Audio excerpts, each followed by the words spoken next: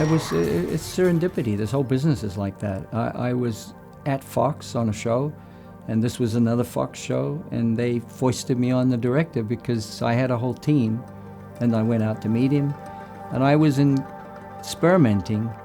I was doing Roswell at the time, I think, and I was experimenting with shifting to digital, the old 900 Sonys.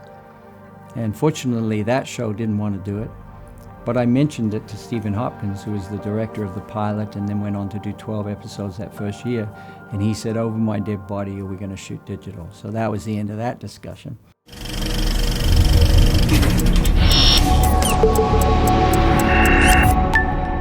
We had boys on the grip team who invented the butt dolly, the idea of a skateboard wheeled 5 wheels in a small star shape with rods coming up in a tiny seat. And you could chase someone through a door, and if Kiefer would come and sit down to talk to somebody here, they would start to squat and the grip would just roll this butt dolly underneath them. And then the operator was free to kick themselves around, make those tiny little over-the-shoulder moves, but at the same head height as a seated person. And then if Kiefer got up and went out, they would just jump up and follow them.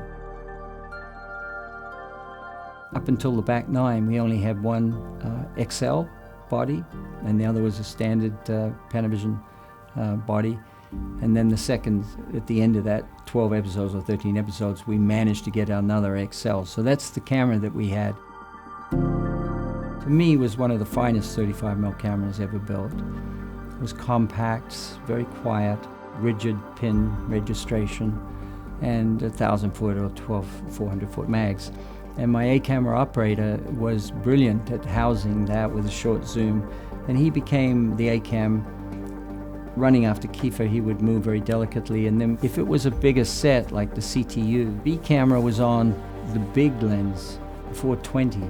That lens could come in from a long distance and get this, while the other lens's map box was just sitting off the edge at 27mm. So you had the 27mm to the 400 simultaneously, and they would float between the frame. He would pass through the long lens and back again, and we'd change the screen axis that way. And that was the way we just basically shot every scene. And we'd only make 2 passes, and then we'd go 180 to reverse and make 2 passes in the other direction, then it was done, we're moving on.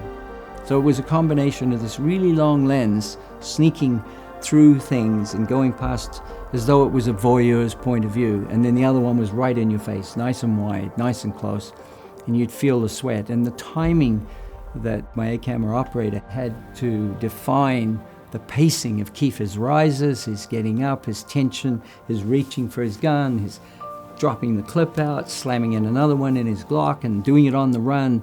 And he was another player in the scene. If there were 4 people in the scene, the operator was the 5th. And his timing was just as critical to Kiefer and the other players as anything else. So it became this amazing ensemble that moved through the various scenes. And yeah, we shot fast. It was effectively a 9-day, 8-day shoot with an extra double-up day where you would bring in a second unit and they would double up and take some of the principles. And now most people do that now because they want to maximize their amount of time. It is very satisfying on a feature level where you're doing 40 days for 2 hours or 38 days, that you do have enough time to do it properly. So you bring in all the tools that you need to really nail it. And I think that's more satisfying.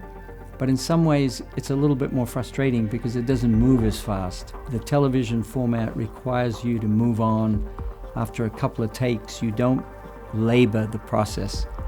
And Clint Eastwood is a classic example of television style shooting. All his movies, he goes home at lunch. He doesn't even get to the afternoon.